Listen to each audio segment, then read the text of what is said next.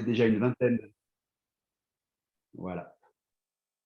Exactement. On a eu le message, donc c'est confirmé.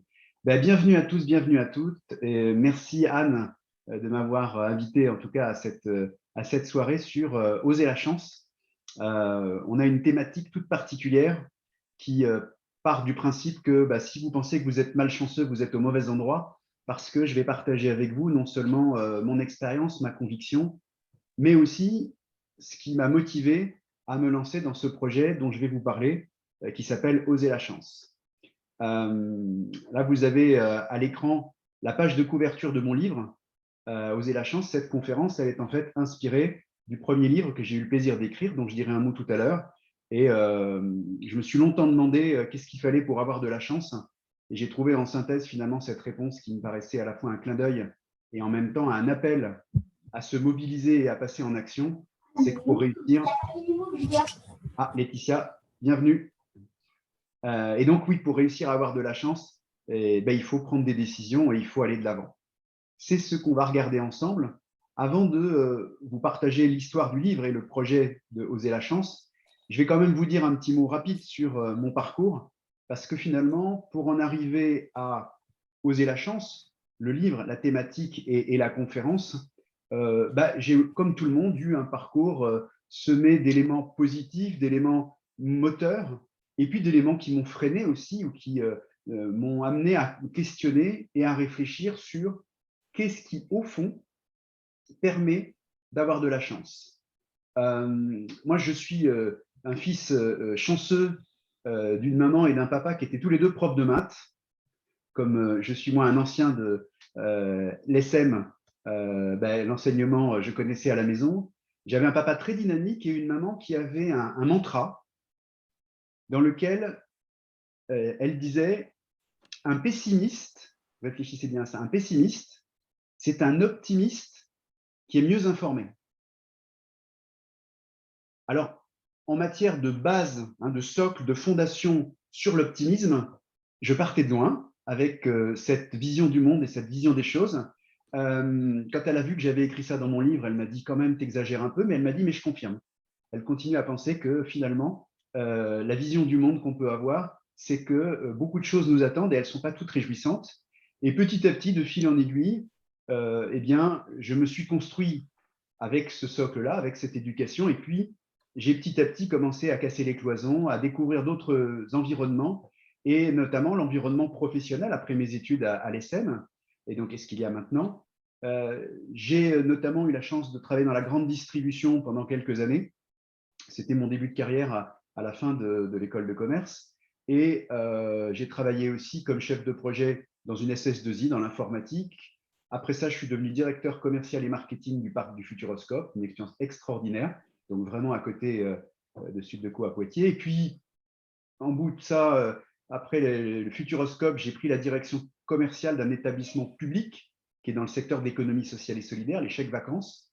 J'ai travaillé pendant 6 ans et après, j'ai pris la direction d'une business unit dans le groupe Edenred, où là, en fait, le directeur général d'Edenred, que vous connaissez pour le ticket restaurant ou pour le chèque cadeau, était dans mon conseil d'administration, m'avait repéré et il m'a dit, David, j'ai une business unit qui est déficitaire, il faut que tu la redresses.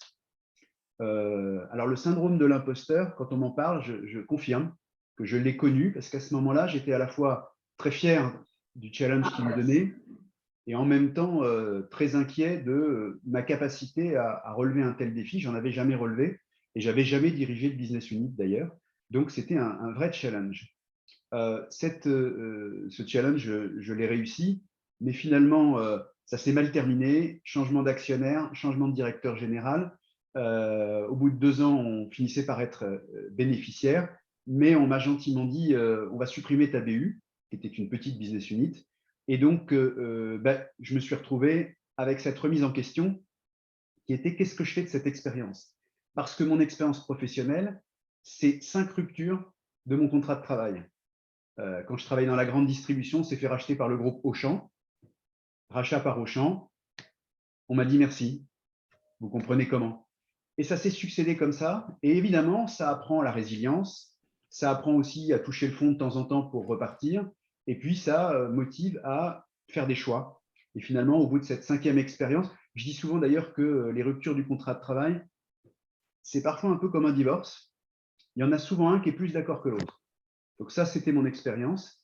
Et puis arrivé à cette 5e étape, je me suis dit que ça suffisait. J'en avais marre. J'allais reprendre ma vie en main et j'allais passer du développement du business au développement des hommes et des femmes à travers l'accompagnement. Et j'ai basculé du côté obscur finalement pour le directeur commercial, le directeur de BU que j'étais. Et je suis devenu sophrologue. Donc c'est 1 an de formation pour devenir sophrologue. Et puis je suis devenu ensuite coach. Et c'est aujourd'hui mon activité à travers ma société Tout au talent. Et à travers cette expérience professionnelle, bah, au fond, j'ai utilisé mon propre mantra qui est faire d'un pépin une pépite, parce qu'avec le temps et l'expérience, j'avais accumulé évidemment du stress, de l'inquiétude et du rebond, mais aussi beaucoup d'observation et d'apprentissage. Et donc, je me suis dit, au fond, cette expérience, comment je pourrais l'utiliser pour accompagner les autres. Donc, je le fais dans mon métier à travers le coaching, évidemment, mais je le fais aussi à travers, en tout cas, je l'ai lancé à travers un autre média. Il se trouve que, comme vous tous, en mars 2020, lorsque la crise sanitaire nous a mis tous renfermés chez nous, eh bien, étant indépendant, il n'y avait pas de chômage partiel, pardon, il n'y avait pas de filet de protection. Je me suis retrouvé comme beaucoup, avec rien au moment où tout s'est arrêté. Et bah, comme beaucoup d'entre vous, j'avais plusieurs choix possibles. Et finalement, le choix que j'ai fait, c'était ce temps qui devient disponible, qu'est-ce que je vais en faire? Et depuis longtemps, j'avais pris des notes, j'avais accumulé des observations, je m'étais enrichi de pas mal d'analyses. Je me suis dit, cette analyse-là, je vais la formaliser. Et donc, je me suis mis à écrire le livre « Oser la chance ». Ah, on entend Dorine. Donc, je me suis mis à écrire mon livre « Oser la chance » et c'est 18 mois de travail pour écrire un livre, en tout cas pour ce qui me concerne. Il est sorti il y a seulement 4 mois et j'ai voulu modéliser ce en quoi je croyais, c'est que la chance n'a rien à voir avec le hasard. Et pour réussir à le traduire, je me suis dit qu'un bon support, c'était un livre, et puis le travail de structuration pour donner un cadre à ce livre. Honnêtement, il était prêt un peu avant novembre 2021, mais un livre sur la chance dans cette période-là, voilà, je me suis dit, ça ne va pas être simple de le valoriser et ça ne va pas être simple de le promouvoir parce que cette thématique-là, dans une période où on était tous extrêmement sous tension, sanitaire, bien sûr d'abord, hein, la santé, mais aussi morale, qui avait une énergie folle et beaucoup de disponibilité pour parler de la chance sous cette forme-là, bah, on n'était pas très nombreux. Et donc, j'en ai profité pour retravailler encore et encore mon livre jusqu'au moment où je me suis dit, voilà, c'est décidé, je le sors et je vais le partager avec tous ceux qui seront intéressés à pouvoir avoir cette lecture. Alors, oser la chance. Le premier tiers du livre est consacré à quelque chose qui est fondamental et que vous voyez à l'écran. C'est une conviction qui est très forte et je dirais même c'est une observation qu'aujourd'hui j'utilise dans mon accompagnement à travers le coaching. En fait, nous avons tous en nous 2 petites voix. Il y en a une que j'ai appelée le saboteur, pas besoin de vous dire à l'image de qui il s'agit, et il y en a une autre que j'appelle notre allié. Le saboteur, c'est cette petite voix qui vous dit sans arrêt, tu peux essayer, mais tu as peu de chances d'y arriver. C'est cette petite voix qui vous fait douter. C'est cette petite voix qui vous dit, d'autres ont essayé, ils n'y sont pas arrivés. Si tu ne l'as jamais fait, il y a sûrement une raison.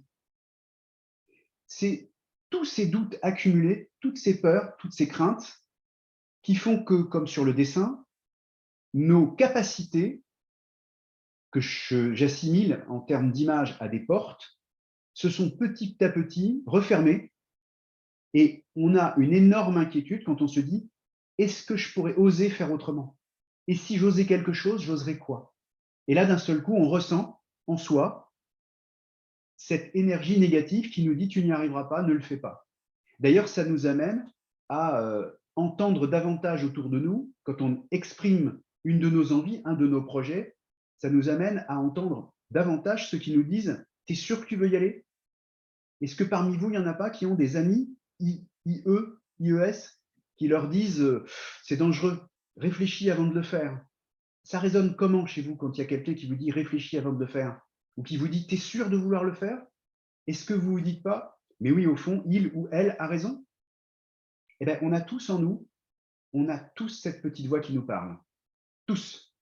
La question qu'on va se poser, c'est quelle est la part qu'a cette voix dans la dynamique qui nous permet d'aller vers la chance? Et la bonne nouvelle, c'est qu'on a aussi tous une deuxième voix qui nous parle. Cette voix, c'est notre allié. C'est celle qui nous donne de la liberté, de l'énergie positive, qui nous donne l'énergie pour oser passer à l'action, qui nous donne l'envie et qui nous montre aussi un chemin qui est celui de la chance notamment, de nos capacités et qui nous permet de rouvrir un certain nombre de portes, donc d'opportunités, et donc d'aller s'engager, de tester, de réessayer. On dit souvent d'ailleurs que ceux qui ont le plus échoué sont ceux qui ont le plus essayé, et ce sont souvent ceux qui ont le plus réussi. On dit souvent ça, hein, tomber une première fois, se relever et réessayer. Et donc, ces deux voix qui nous parlent, on les a tous, mais la question, c'est qu'est-ce qu'on fait avec? Et d'ailleurs, je vous pose la question, vous, qu'est-ce que vous faites avec ces deux voix? Quelle place elles prennent dans la dynamique qui vous permet d'accéder à votre pleine énergie et votre pleine capacité?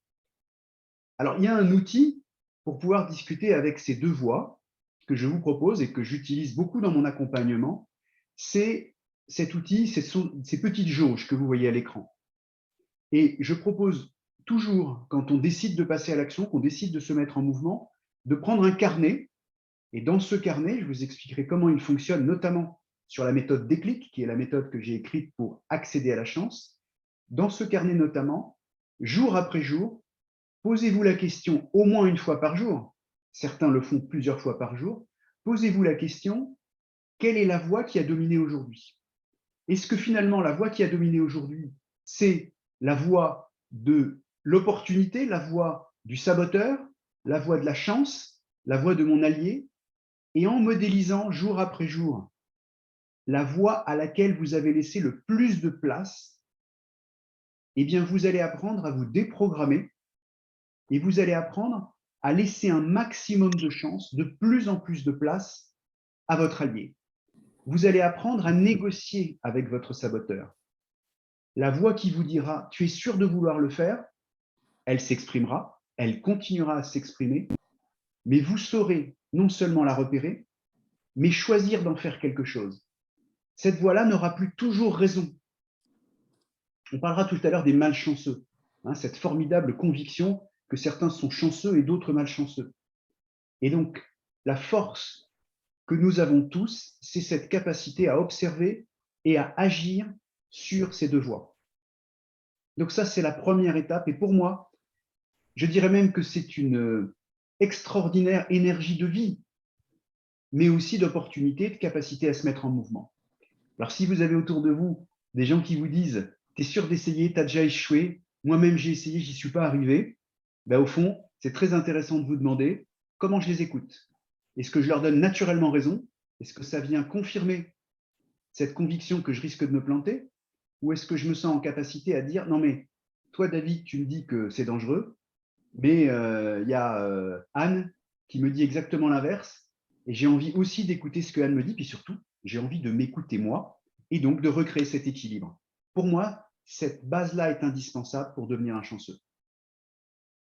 Alors, moi j'ai une conviction, c'est que beaucoup de personnes qui sont malchanceuses le sont un peu, et de manière involontaire bien sûr, de manière programmée, de manière inconsciente, mais de manière construite. Je vais d'ailleurs vous partager une petite vidéo qui rappellera des souvenirs à certains, peut-être pas à tous, mais cette petite vidéo, c'est justement celle de quelqu'un qui était vraiment malchanceux. C'est fascinant la malchance, Monsieur le Président. Fascinant. Monsieur Perret est là, Monsieur le Président. Faites l'entrée. Vous allez lui demander de s'asseoir. Comment? Dites-lui de s'asseoir, c'est tout. Monsieur le Président. Asseyez-vous, je vous en prie.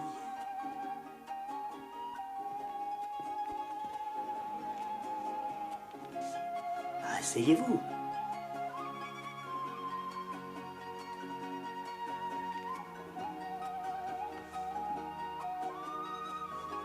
Il faut que je m'assoie.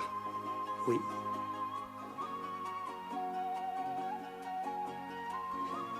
Où?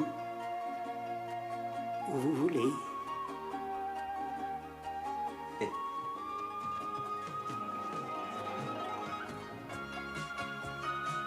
Excusez.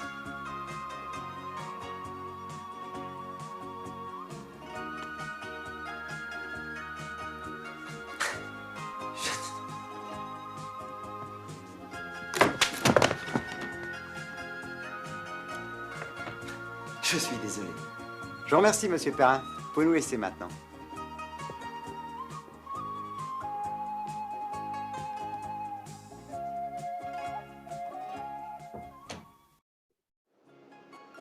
Alors, la petite histoire de cette séquence courte sur le film La Chair, c'est qu'il y avait une seule chaise dont on avait scié un morceau de pied pour voir si effectivement l'acteur était un vrai malchanceux ou pas.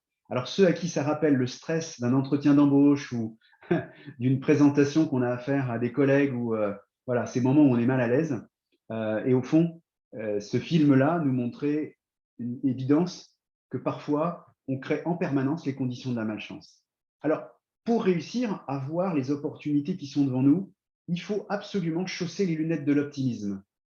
Vous savez très bien que vous avez autour de vous des moments où, accessibles, vous avez des opportunités. Il y a des occasions qu'il ne faut pas rater. On dit ça aussi. Mais suivant la manière dont vous regardez le monde, suivant la manière dont vous regardez votre environnement, eh bien, il est assez probable que vous allez voir davantage soit les opportunités, c'est ce que j'ai appelé les lunettes de l'optimisme, soit tout à l'inverse, de manière probablement involontaire et inconsciente, ce que vous allez voir en priorité, c'est que c'est dangereux, c'est que ça vous fait peur, c'est que c'est délicat, avec parfois aussi des mensonges qu'on se fait à soi-même en disant oh, je le ferai bien, mais je ne vais pas avoir le temps.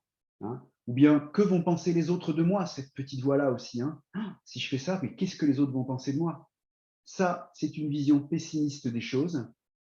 Et on a aussi la capacité à avoir une vision optimiste des choses. Alors, une des questions qu'on peut se poser, c'est est-ce qu'on est capable de choisir d'être pessimiste ou optimiste? Je vais y répondre tout de suite après. Mais en tout cas, je vous invite vraiment à chausser ces lunettes de l'optimisme, et à vous donner l'autorisation de voir autour de vous les choses, pas seulement telles qu'elles sont, parce qu'elles le sont différemment pour Laetitia, pour Dorine, pour Anna, pour moi. On a tous un regard différent sur notre environnement. Et pourquoi parfois les autres, qu'on pense être plus chanceux que nous, quand on regarde, ils avaient peut-être les mêmes chances au départ. Mais à un moment donné, un, ils se sont mis en mouvement, deux, ils sont allés chercher des opportunités. Hein, cette rencontre qu'on dit incroyable. Ah, mais tu sais pas qui j'ai croisé hier? Et la question, c'est pourquoi tu l'as croisé? Bah, hier, je suis allé à tel endroit. Est-ce que j'ai pas en partie créé les conditions qui m'ont permis de revoir quelqu'un avec qui j'avais envie de discuter et qui peut participer à me donner une chance? Donc ça, c'est un élément indispensable. Pourquoi aussi il est intéressant d'être optimiste? Alors là, c'est le sophrologue qui va parler. Il est prouvé aujourd'hui que les optimistes sont en meilleure santé. Alors, j'ai envie de vous dire, s'il vous plaît, soyez optimistes. En moyenne, c'est une étude sérieuse qui a été faite, en moyenne, les gens chanceux vivent plus longtemps. Alors, ne vous privez pas. Si vous avez aujourd'hui une vision du monde qui est plutôt pessimiste, entourez-vous de gens optimistes. Discutez avec ceux qui vous aideront à retrouver cette vision de votre environnement qui, justement, permet d'être en meilleure santé. On sait très bien qu'il y a un lien entre notre mental et notre corps. Et donc, c'est là où, justement, cette énergie vitale agit et interagit. Et donc, elle contribue à vous donner la possibilité de trouver les opportunités et donc de voir le monde sous un prisme, sous un angle qui soit plus ouvert et plus dynamique. Alors, effectivement, cette vision du monde dont je parlais, on peut parfois avoir le sentiment que les gens ne nous comprennent pas. Est-ce que nous avons tout à fait raison? Et là, pour réussir à devenir un chanceux, il faut bien retenir la différence qu'il y a entre avoir des convictions et avoir des certitudes. C'est très important d'avoir des convictions. Ça permet de se construire Ça permet de discuter, d'échanger avec les gens qui nous entourent. Ça permet aussi de prendre position, de décider à travers une analyse qui soit vraiment construite. À l'inverse, aux côtés des décisions, il y a les certitudes. Et les certitudes, elles créent quoi? Elles nous renferment dans un environnement où on est persuadé qu'on a raison. Et du coup, on ne voit pas autour de nous ce qui est accessible.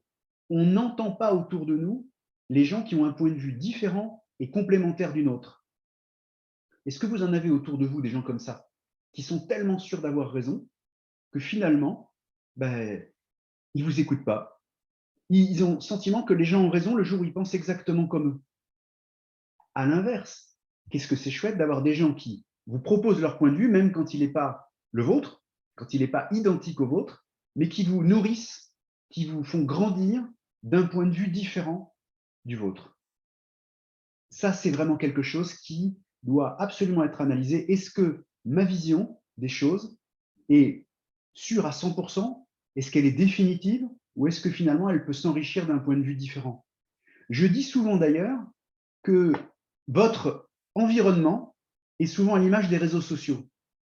Est-ce que vous avez remarqué que quand on consulte sur les réseaux sociaux tel type d'information, là, je ne vais pas faire de politique ce soir, mais on s'approche des élections présidentielles. Si vous avez commencé à consulter le programme de tel ou tel, les informations qui vont vous revenir par les réseaux sociaux vont être assez curieusement très proches de vos idées, en tout cas des idées que vous avez consultées.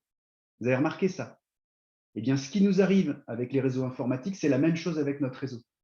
Si je trouve beaucoup plus agréable d'avoir autour de moi des gens qui pensent exactement comme moi, c'est confortable, c'est agréable, on parle tous de la même langue, on parle tous de la même chose et on est tous d'accord, mais est-ce que je m'enrichis d'une compréhension de ce qui m'entoure et de ce qui est accessible? Moi, je ne le crois pas. Et d'ailleurs, sur ce point-là, pour devenir un chanceux, il est indispensable, me semble-t-il, d'être capable d'élargir son réseau. Donc, élargir son réseau, ça veut dire discuter avec des gens qui ont un point de vue différent du mien et m'intéresser à la raison, non pas pourquoi je suis en désaccord avec eux, mais pourquoi leur point de vue peut être intéressant et m'enrichir. Petit à petit, ça ouvre vos chakras, ça ouvre votre horizon, ça vous permet de chausser des lunettes qui vous permettent d'avoir un champ de vision beaucoup plus large. Et avec ce champ de vision, vous êtes en capacité de repérer beaucoup plus d'occasions d'agir, d'interagir, de questionner, et dans mon expérience, d'accéder à des opportunités nouvelles. Donc ça, élargir son réseau, j'en dis un mot aussi parce que dans le processus du chanceux, élargir son réseau, c'est aussi être capable de s'entourer de personnes qui, dans vos objectifs, dans vos projets, soient votre support, votre soutien. Vous savez, devenir chanceux, ça peut facilement être, peut-être que certains d'ailleurs diront à la fin de cette conférence, oh, j'ai plein d'énergie, merci David, voilà, j'ai des idées, je voudrais mettre en place des choses, ou pas. Ça, ce sera à vous de le dire à la fin. Mais il ne faut pas que ce soit la promesse de se remettre à la salle de sport le 1er janvier, et puis parce que vous y allez tout seul ou toute seule, vous retrouvez le 5 janvier, allez, on va dire le 5 février, en vous disant, oh là, j'y vais tout seul, toute seule, il fait froid, je vais arrêter d'y aller. Non, avoir autour de soi un réseau de supporters, de soutien, c'est avoir des gens qui, à partir du moment où vous vous lancez dans un projet, non seulement vont vous soutenir, vous aider, vous apporter des conseils que vous allez être en capacité d'écouter, mais aussi vont régulièrement vous demander où tu en es. Pourquoi beaucoup de gens abandonnent dans leur projet?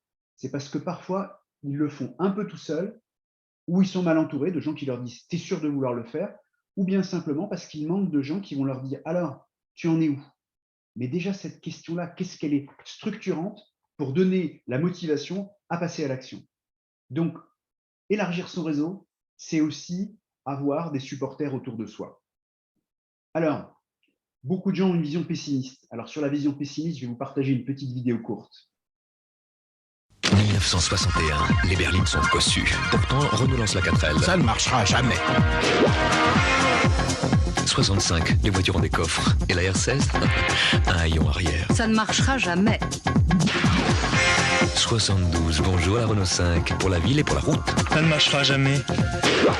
77, la première Formule 1 moteur turbo. Ça ne marchera jamais. 84, la voiture, c'est dépassé. Renault lance l'espace. Ça ne marchera jamais. 93, la crise. Oh, c'est triste. Voici Twingo. 96, Mégane Scénic, le premier monospace pour tous. Ça ne marchera jamais. Oui. 97, Mégane Scénic élue voiture de l'année. Je vous l'avais dit. Et après 5 titres de champion du monde de Formule 1, Renault va faire des moteurs d'avion. Ça ne marchera jamais. Décidément, chez Renault, ils ne feront jamais rien comme tout le monde. Et si la 4L du futur, c'était Kangoo? Alors ça marchera jamais. 1900.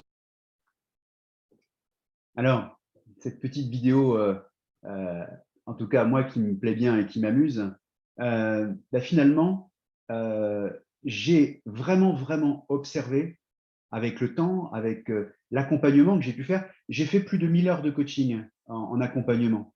C'est assez, un peu comme la réflexion de tout à l'heure, c'est fascinant la malchance. Vraiment. Moi, vous l'aurez peut-être compris, je suis plutôt un optimiste de nature.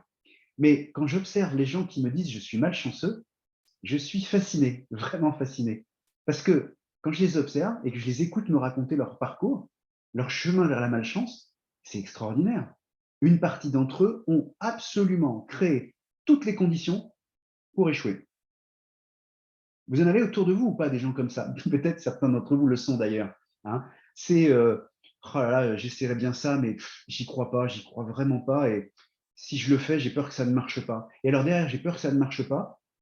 On voit de plus en plus de choses circuler, des messages, des personnes qui se mettent finalement en retrait. Au moment où une opportunité leur était donnée, ils ne la saisissent pas. Et quand on leur demande pourquoi tu ne l'as pas saisie, oh non, mais j'y croyais pas, je pensais que ça ne marcherait pas. C'est vraiment extraordinaire, cette structuration et cette capacité de construire ou de créer les conditions de cette malchance dont certains ont le sentiment qu'ils en sont victimes, alors que pour partie bien sûr, hein, certains en sont responsables et en sont créateurs. Alors, il y a d'ailleurs ce petit dessin qui m'amuse parce que quand des gens me partagent, m'indiquent la malchance qui leur est arrivée, j'ai fait dessiner par l'illustratrice que je salue et que je remercie d'ailleurs, qui s'appelle Margot Mo, mais qui a une jolie plume et qui a fait les dessins de mon livre. Je disais, au fond, c'est un peu ça sur ce dessin, vous voyez, c'est quelqu'un qui se dit, je rêve de trouver l'appartement de mes rêves, je rêve de trouver cet appartement magnifique que je cherche depuis longtemps, et finalement, à tellement être persuadé que j'ai vu quelqu'un qui n'avait pas de son et qui en a retrouvé, merci sur le chat. Et donc oui, je disais, tellement on peut croire qu'on n'y arrivera pas qu'on passe à côté. Moi, j'ai une expérience d'un ami qui est persuadé, quand on est en voiture tous les deux, qu'il ne trouvera jamais de place pour se stationner, alors que j'ai la vision exactement inverse. Eh bien, pour partie, effectivement, il trouve moins souvent une place que moi, mais quand je le vois faire, il est tellement convaincu qu'il ne trouvera jamais de place pour se garer en ville qu'il crée un stress, il crée une espèce de façon de regarder les choses qui fait que quand on voit quelqu'un avec ses clés allumées, enfin ouvrir sa voiture, mais on a le réflexe de dire attends, je vais me mettre derrière, je vais attendre que la personne s'en aille. Non, lui ne l'a pas vu, mais de manière inconsciente, un peu comme s'il s'était programmé, il ne le voit pas. Et ça, c'est fascinant vraiment à voir, c'est extrêmement surprenant. Alors, c'est bien tout ça, David, mais pour en arriver où et comment on fait pour apprendre à avoir de la chance? Alors, je vous disais tout à l'heure que dans le processus, en tout cas que j'ai modélisé et que j'ai formalisé, il y a un chemin qui vous permet progressivement, étape après étape, qui vous donne l'accès à la chance. Les premières étapes, ce sont les fondations de cette pyramide. C'est ce dont on a parlé tout à l'heure. Il faut réussir d'abord à dompter votre saboteur et à donner la pleine énergie, la parole la plus forte à votre allié. C'est la première étape.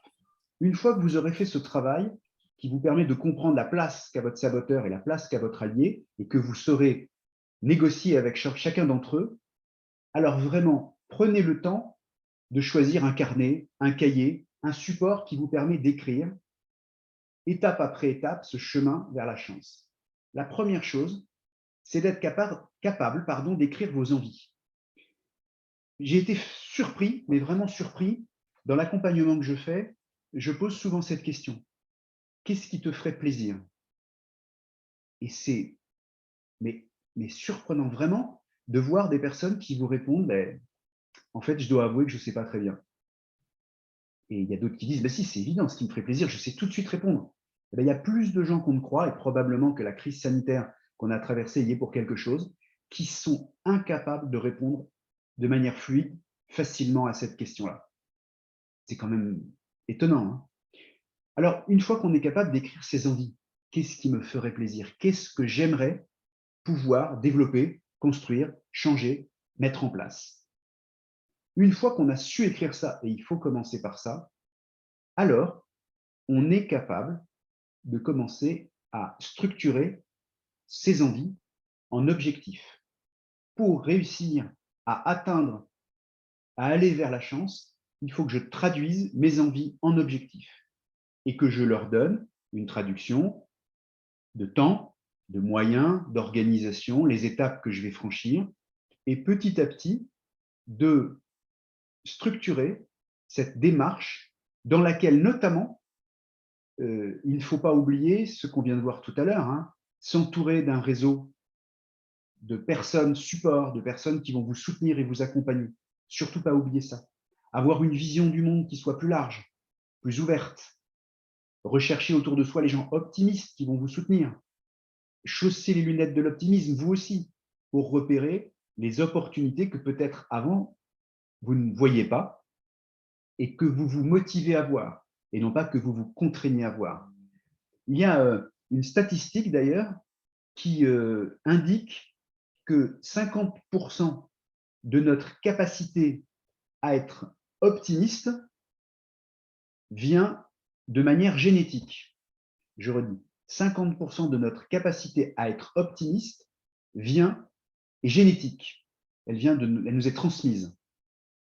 Alors, si on était en présentiel, je m'amuserais à regarder les visages de tout le monde. Et combien d'entre vous, sur la base de cette information, sont en train de se dire, tu vois, David, ça veut bien dire que finalement, il y a la moitié dont je ne suis pas responsable. Est-ce que certains d'entre vous, en entendant cette statistique, ont eu cette lecture des choses? Oui ou non? Parce que de l'autre côté, il y en a qui se sont dit, mais c'est génial en fait. Ça veut dire qu'il y a la moitié dont je suis directement responsable. Vous êtes d'accord ou pas avec cette observation? La moitié vient de nos gènes, elle nous est transmise. Et ben, le réflexe de certains, tout de suite, c'est de se dire que donc, il y a bien la moitié sur laquelle je ne peux rien faire. Cette capacité à prendre cette compréhension de ce qui nous entoure, de notre environnement, elle est extrêmement intéressante. Ah, mon optimisme vient de quelque part, je lis dans le chat. Ah, comment définir ses envies? On y répondra tout à l'heure, avec plaisir. Donc là, cette pyramide-là, elle est faite pour nous permettre de justement réussir je vous partagerai, si vous souhaitez, l'origine scientifique qui a confirmé que la moitié de notre optimisme était génétique et transmise. Puisque quelqu'un dit, je pensais qu'on en était responsable à 100%. Non, on a quand même une part qui vient de nous, qui vient de nos gènes, qui nous est transmise. Et donc, on n'est pas tout à fait 100% égaux face à l'optimisme si on regarde ce qui nous est transmis, mais on a quand même la moitié dont on est, nous, directement responsable. Alors, une fois qu'on a traduit nos envies en objectifs, allez, j'avais quand même envie de vous dire sur la question comment peut-on définir ses envies, je pense que c'est un exercice qui mérite vraiment de ne pas être fait tout seul. Je ne suis pas là simplement pour valoriser le métier que je fais, hein, le métier de l'accompagnement, mais finalement, changer son angle de vue, beaucoup y arrivent par eux-mêmes, et j'espère qu'à travers cette présentation de la méthode Déclic, j'aurais donné envie à certains de bouger, de dépasser leurs limites, de voir les choses autrement. Ce ne sera peut-être pas le cas pour tout le monde, et c'est vrai que parfois, pour réussir à dépasser ses limites et à voir les choses autrement, il est extrêmement intéressant de se faire aider. Parfois, ça peut être par vos amis d'ailleurs, hein, en disant « si je voyais les choses autrement, je les verrais comment ?» Si je cassais les murs qui face à moi me font peur, me font hésiter ou les mauvaises expériences passées qui me font dire que c'est dangereux de le faire, si j'arrivais à me débarrasser de ça, ça me donnerait quelle liberté et qu'est-ce que je ferais de cette liberté? Et pour répondre à la question, c'est quoi les envies? Eh bien, c'est ça. C'est en me débarrassant de ce qui aujourd'hui me freine. Hein, vous avez vu ce boulet-là hein, qu'elle a au pied, hein, cet énorme boulet, ces portes qui sont fermées, le sac à dos de nos expériences passées, nos doutes, notre éducation, le regard des autres, le syndrome de l'imposteur, tout ce qui nous freine, eh bien, si je m'en débarrassais, là, vous vous trouvez en capacité à définir assez probablement ce que moi j'appelle nos envies, c'est-à-dire tout ce qui, à l'intérieur de nous, est une vraie motivation, une vraie liberté qui nous donne l'accès à cette liste de nos envies qui est sans contrainte, ça veut dire avec un maximum de liberté, vous l'avez compris. Alors, la méthode déclic, c'est celle qui structure en fait, hein, à travers le livre, ces étapes qui sont intéressantes à prendre une à une, de manière à structurer cette démarche. La première, c'est déjà définir ses envies et les traduire en objectifs clairs. Ça veut dire que je sais ce dont j'ai envie, je l'accepte. Chaque fois que je me dis « Ah oui, mais non, ça c'est peut-être trop », non, je dois m'autoriser. Et puis, l'exprimer. Donc, c'est pour ça d'ailleurs que je recommande, c'est l'étape 2, d'écrire le plus possible. Parce que écrire dans un carnet, et d'ailleurs, je recommande d'écrire d'un côté de votre carnet tout ce qui est de nature à construire les conditions d'aller vers la chance, d'accord? Et de l'autre côté, tous les freins qui vous viennent. Et petit à petit, j'observe que les gens qui le font se débarrassent de leur peur, de leurs doutes, et arrivent à se donner cette énergie motrice qui leur permet de passer à l'action. Donc, mettre par écrit, ça vous permet aussi parfois de raturer en disant « j'ai écrit que ça, j'avais essayé, j'y étais jamais arrivé, mais en fait, quand je réfléchis, je n'ai pas exactement essayé ça, donc je le raye. » Et petit à petit, ça permet, à travers l'exercice de l'écriture, de structurer sa pensée et de se libérer. Troisième étape, prendre confiance. Toutes nos peurs, nos doutes, notre expérience passée, notre éducation. Hein. Dans notre éducation, j'ai la chance d'être parent, papa de deux grandes filles de 25 et 23 ans, que je salue d'ailleurs, Margot et Barbara. Et finalement, en tant que parent, dans l'éducation qu'on a donnée à nos enfants, on leur a appris que ça ne se fait pas. Hein. Je serai content de toi si tu ne mets pas tes doigts dans la prise électrique, parce que ce n'est pas un truc qu'on va d'abord expérimenter pour expliquer après. Non, ça ne se fait pas.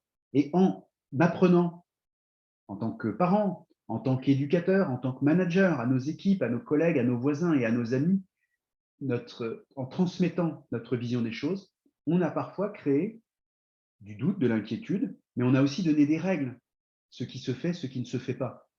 Est-ce que c'est définitif ou est-ce que parfois on peut revisiter ce qui est autorisé ou ce qui ne l'est pas? Et bien, cette liberté-là, prendre confiance, c'est se libérer de ça et ouvrir un maximum de notre énergie, de nos envies et de notre capacité pour passer à l'action. Donc, une fois qu'on a réussi à avoir toute la confiance, l'étape 4, qu'on s'est libéré de ses peurs, de ses doutes, qu'on a revisité nos apprentissages, après on passe à l'action, on se met en mouvement et ceux qui deviennent des chanceux, c'est ceux qui savent fêter chacune de leurs premières petites victoires.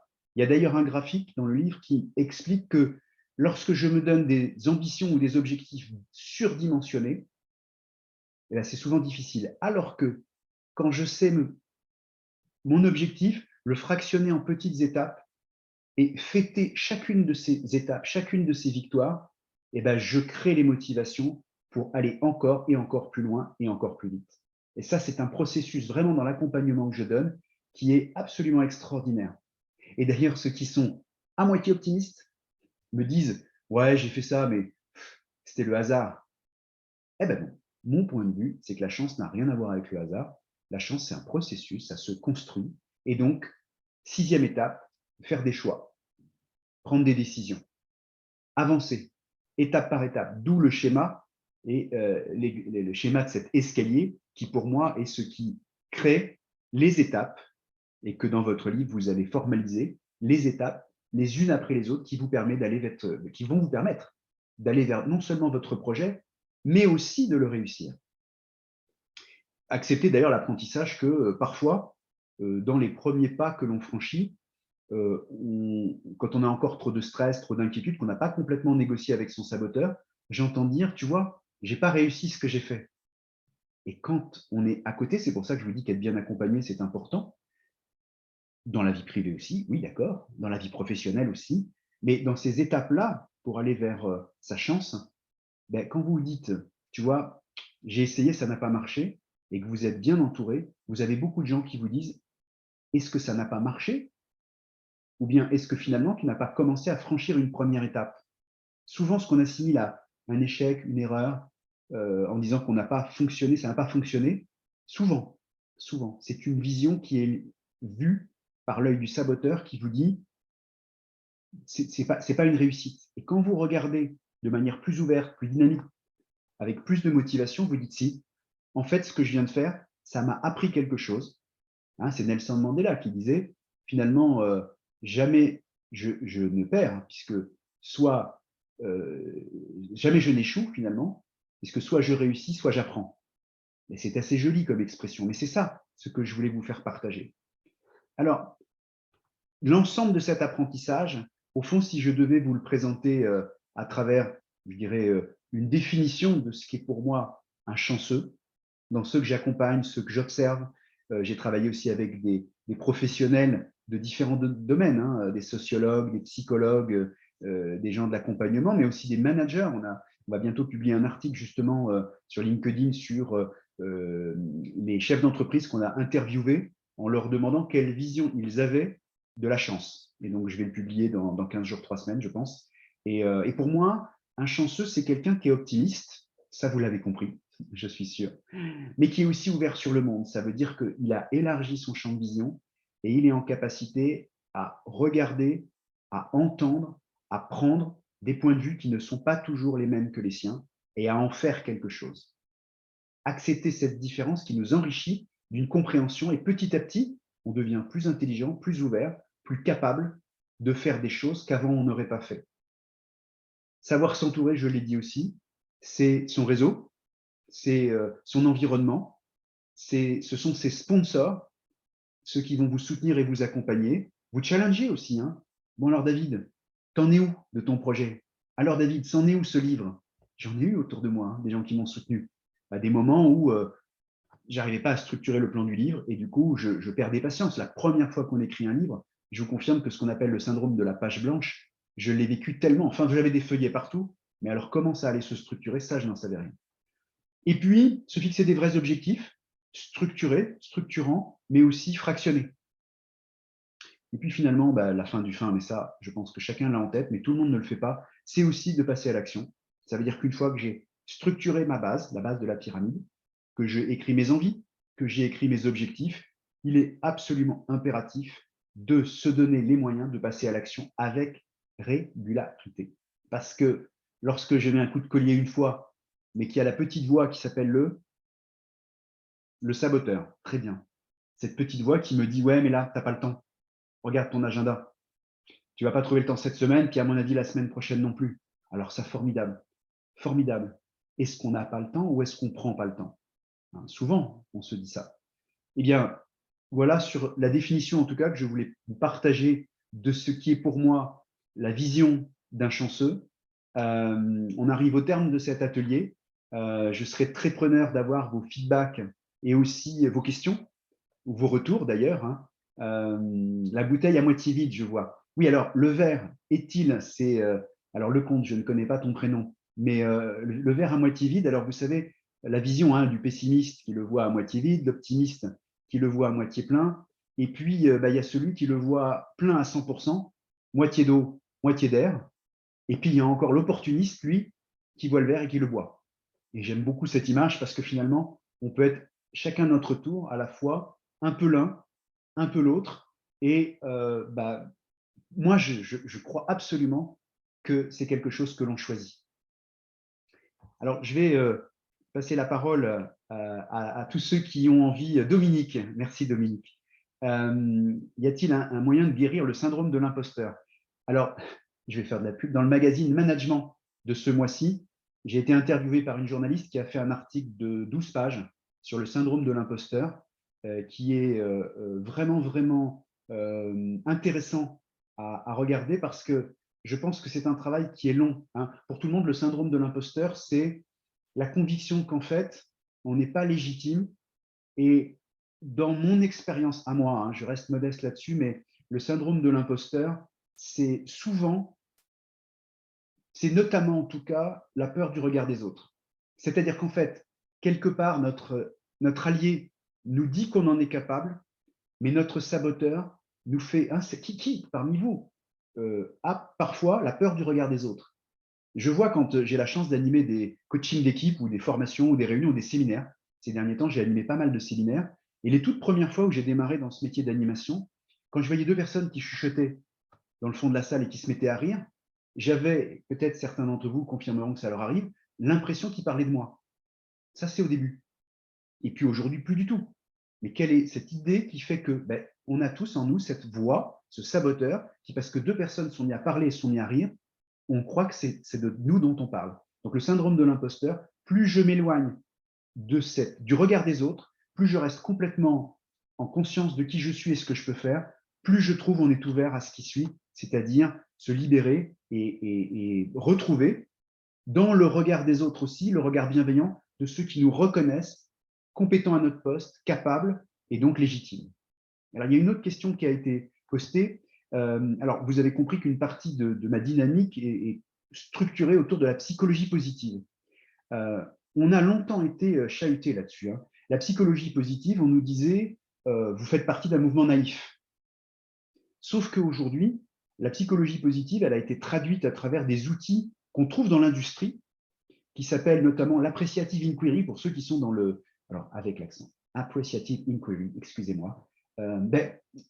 Cet outil-là, c'est au lieu de passer notre temps à observer et à regarder nos défauts et à chercher à les corriger, l'appreciative inquiry, ce que ça nous apprend, c'est à commencer à regarder nos points de force, nos compétences, nos capacités, et à les faire progresser d'abord avant de corriger nos points de fragilité, nos points de faiblesse. Eh bien, l'efficacité aujourd'hui, elle n'est pas uniquement dans la dynamique individuelle, hein, c'est-à-dire le travail sur soi, elle est aussi dans le travail des organisations. Donc, on voit vous regarderez Appreciative Inquiry, c'est passionnant cet outil, c'est comment faire progresser d'abord les points de force d'une organisation avant de travailler à essayer de résoudre les problématiques et les difficultés. Alors, je ne veux pas me fâcher avec les personnes qui sont experts qualité, ils ont aussi leur rôle et leur place, on a aussi besoin d'eux, mais ces outils dont je vous parle, ils sont aussi construits avec des gens qui sont issus du métier de l'audit, du contrôle de gestion, de l'analyse, qui, quand ils font le test, voient qu'on gagne plus vite en efficacité, en productivité, mais donc aussi en plaisir. Enfin, on fait notre métier pour gagner notre vie, d'accord, mais ceux qui, dans la durée, tiennent et se développent, c'est-à-dire qui ont du plaisir dans leur travail, c'est ceux qui ont justement utilisé ces outils-là. Donc voilà, je trouve que c'est extrêmement intéressant à observer. Alors je vois, faut-il écrire candide, faut-il être candide, pardon, pour être optimiste. Donc ouais, je vous dis vraiment, mais de tout cœur, hein, la vision optimiste des choses, elle est une vision sérieuse et réaliste, parce que quand vous discutez avec les gens autour de vous qui sont pessimistes, c'est assez formidable. C'est le petit dessin avec la dame qui passe à côté de sa chance et de son opportunité. Être optimiste, qui est entre nous, ça permet de vivre plus longtemps. Donc, s'il y a un choix à faire, vraiment, vraiment, prenez le plaisir à être optimiste et puis libérez-vous de ces voix qui parfois vous chahutent ou vous freinent. Je ne veux pas aller au terme de cet atelier et je vais répondre à vos questions sans partager avec vous deux ateliers qui auront lieu et qui sont dans les semaines et mois qui viennent et qui auront lieu bientôt. Christophe Berthet, que je ne connais pas mais que je salue, SM 1994, et donc qui partagera avec vous un atelier. Je vais peut-être laisser Aurélie vous en parler. Je pense que c'est plus ta place et ton rôle, Aurélie. Merci David. Oui, juste vous annoncer les deux prochains webinaires. On est toujours ravis de retrouver, de pouvoir échanger avec des diplômés et entre diplômés. Donc le prochain qui n'est pas pour l'instant en ligne sur l'agenda, donc c'est normal si vous ne trouvez pas d'informations pour l'instant, ça ne saurait tarder. On attend juste les points des deux personnes qui vont le présenter sur le management transversal le jeudi 19 mai.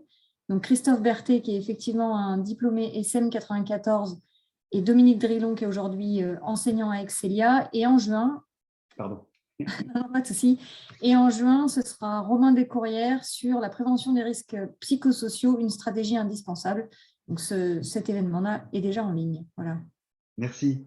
Merci Aurélie. Alors, je vois, depuis, Laetitia a posté une question complémentaire.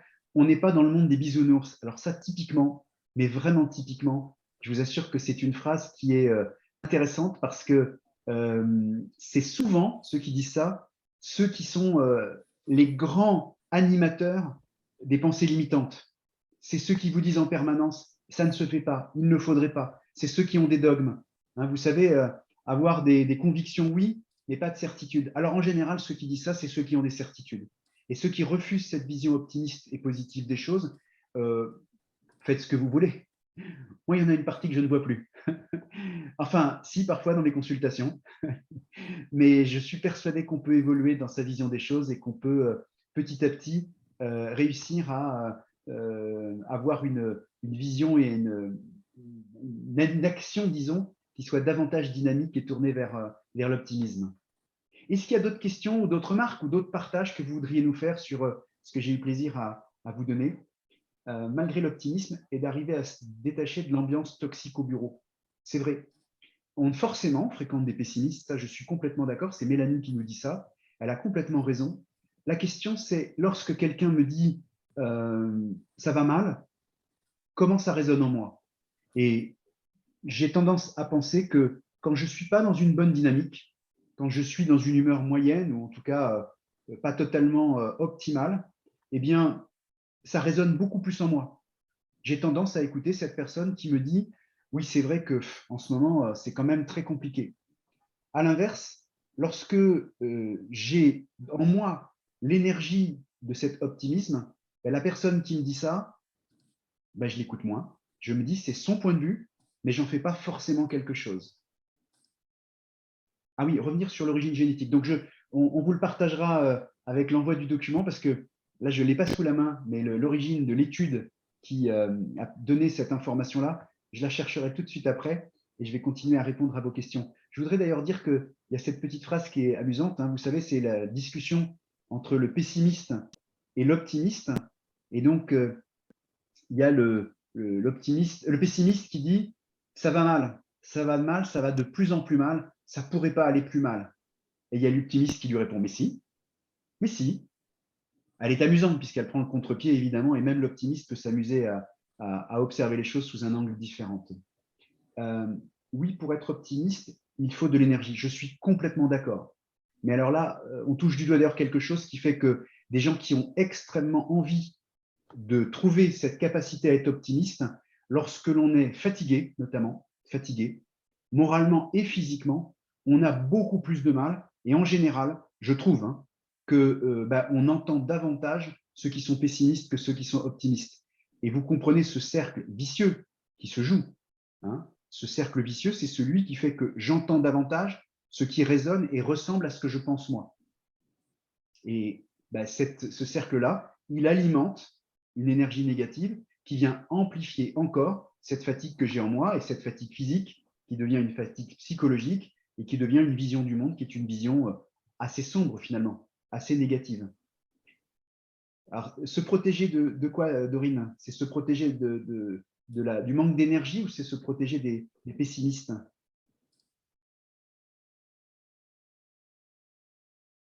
Des pessimistes.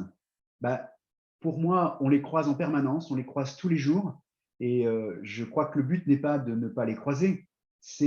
La question, c'est quand on m'envoie un message, est-ce que finalement je le vois passer et il passe à côté ou est-ce que finalement je le prends et je l'intègre? On dit souvent ça d'ailleurs, hein, j'observe mais je n'absorbe pas. J'ai des amis qui peuvent passer une demi-heure au téléphone à me raconter leur vie et quand je les écoute, je suis fatigué à la fin. Je me dis, oh là là, j'ai vraiment des amis qui n'ont pas de chance. Et là, qu'est-ce que je fais? Je me mets complètement à leur place et je rentre complètement dans leur dynamique ou bien je les écoute avec beaucoup de cœur, beaucoup de bienveillance et beaucoup d'amitié. Mais est-ce que je n'ai pas intérêt à ne pas prendre pour moi la totalité de ce qu'ils viennent déverser? Alors après qu'ils aient besoin de déverser, c'est OK. Hein. Les psychologues ont cette expression que je trouve très jolie qui dit « ce qui est à l'extérieur n'est plus dedans ». Donc on a besoin de décharger de temps en temps ce qui nous trouble, ce qui nous perturbe et ce qui nous fatigue au fond. ce cercle vicieux dont je parlais. Eh bien, ne pas prendre pour soi, ne pas absorber cette énergie négative, c'est sans doute une partie de ce qui permet, c'était mon sujet, hein, d'accéder à la chance. Ça veut dire d'être en capacité de voir autour de vous l'optimisme, et je vous le souhaite, d'accéder à la chance, parce que c'est quand même un des sujets qui me plaît tellement, qui me motive, et dans les accompagnements que je peux donner, qui est un fil conducteur souvent. Mais c'est vrai, vos questions sont justes, et c'est amusant, vous avez remarqué que personne ne m'a posé de questions sur les optimistes et les chanceux. Si, j'exagère, pardon. Tu m'as demandé tout à l'heure, Laetitia, justement, c'est la question de savoir si on n'était pas un peu candide, et ce n'était pas le monde des bisounours quand on est optimiste. Mais nos questions portent d'abord sur la question des pessimistes. Mais pourquoi? Parce que c'est un apprentissage de rester davantage dans cette dimension de votre allié, celui qui vous générera de l'optimisme, plutôt que d'écouter d'abord votre saboteur qui, lui, va régulièrement challenger, écraser, fatiguer votre énergie vitale. Et aujourd'hui, où bien sûr, hein, plein de gens sont dans des métiers où ils ne sont pas super épanouis, pas super heureux, qu'est-ce qui fait que certains sont quand même épanouis? Je parlais de cercle vicieux. Mais en fait, l'énergie physique, hein, dormir bien, faire du sport, sortir, bouger, quand je suis trop fatigué, je ne le fais plus. Je ne le fais plus, et puis j'ai tendance à descendre. Et quand j'en ai vraiment envie, non seulement je le fais, mais derrière, on voit, hein, les gens ont à nouveau le sourire, ils dégagent quelque chose, cette énergie, et dans leur travail, qui n'a pas forcément changé, autour d'eux, ils créent un environnement plutôt positif, et je les entends dire, j'ai du plaisir dans mon travail. Alors parfois, on dit c'est la faute des autres, parfois on dit c'est vrai que peut-être ma vision des choses est un peu pessimiste. Parfois, ne penses-tu pas qu'il faut écouter son allié, avoir un raisonnement raisonnable?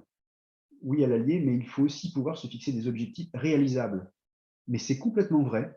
C'est pour ça que je vous disais qu'il faut décomposer ces objectifs en plusieurs petits objectifs raisonnables, accessibles, et non pas avoir une vision démesurée. Quand on veut me challenger, on me dit « Alors David, c'est sympa hein, ton projet là, mais est-ce que ça veut dire que si je décide de gagner au loto, je vais gagner ?» Moi, je n'ai jamais dit ça. Bon, je suis peut-être millionnaire, mais je ne vous le dirai pas. Non, je perdrai beaucoup d'amis. Ou au contraire, je m'en ferai des nouveaux. Non, non. Être chanceux, ce n'est pas gagner au loto. Hein. Être chanceux, c'est dans ce qui est raisonnable, et Laetitia, tu as raison, dans ce qui est raisonnable et accessible, eh bien, on choisit d'aller vers des nouveaux projets, on choisit de voir notre environnement, on choisit aussi parfois, puisque je crois beaucoup au collectif, d'accompagner des gens dans leurs projets. Mais ça aussi, ça fait partie d'une réalisation extraordinaire de voir autour de vous des gens qui ont pu devenir plus chanceux au sens où ils ont réalisé des projets parce que vous y avez contribué. Moi, je trouve que ça fait partie de ce qui nous nourrit dans ce que l'on est individuellement et collectivement. Être très optimiste, apprécié autour de moi, et pourtant, il y a plein d'occasions pour lesquelles je procrastine. Oui, c'est autre chose, c'est vrai. Ce serait long de répondre. Ouais. Procrastiner, hein, donc remettre au lendemain ce qu'on pourrait faire le jour même. Alors, pourquoi on procrastine? Il faudrait qu'on en discute de vive voix, parce qu'il y a plein de raisons qui peuvent y venir.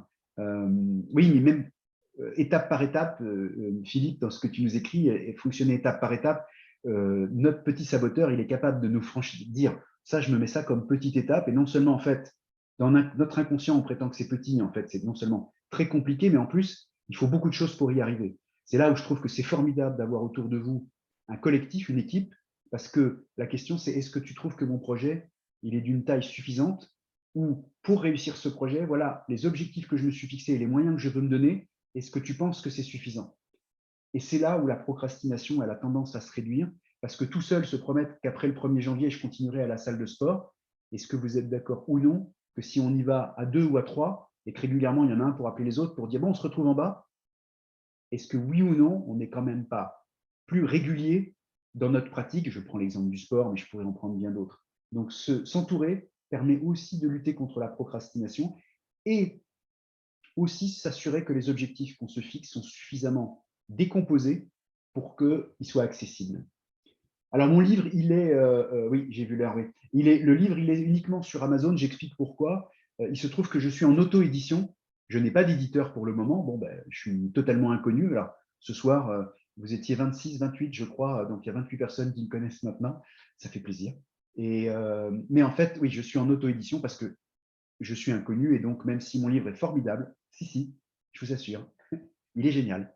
Mais malgré ça, aucun éditeur pour le moment ne m'a tendu la main pour éditer mon livre. Donc, la seule plateforme sur laquelle j'ai pu l'éditer, c'est la plateforme d'Amazon. Et même la FNAC, pour le moment, n'a pas ouvert de solution qui me permettent d'être en auto-édition sur leur plateforme.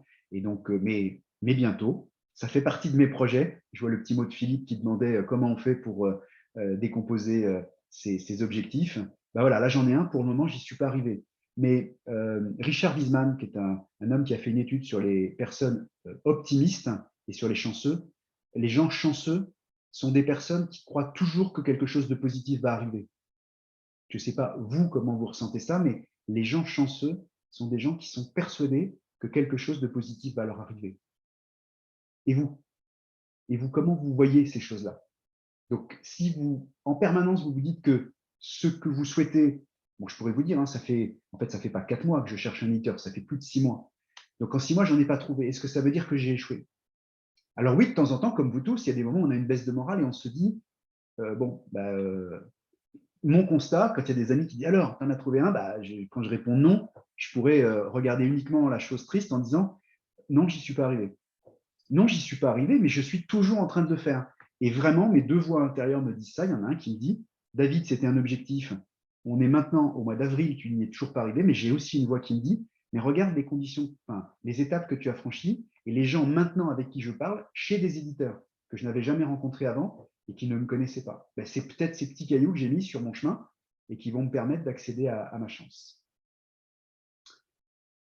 Voilà ce que je voulais vous partager. Est-ce qu'il y a 1 ou 2 autres questions avant qu'on puisse clôturer et conclure? Et en tout cas, vous remercie aussi pour votre présence ce soir, pour votre attention et puis ce que vous avez partagé, aussi les questions que vous avez pu poser.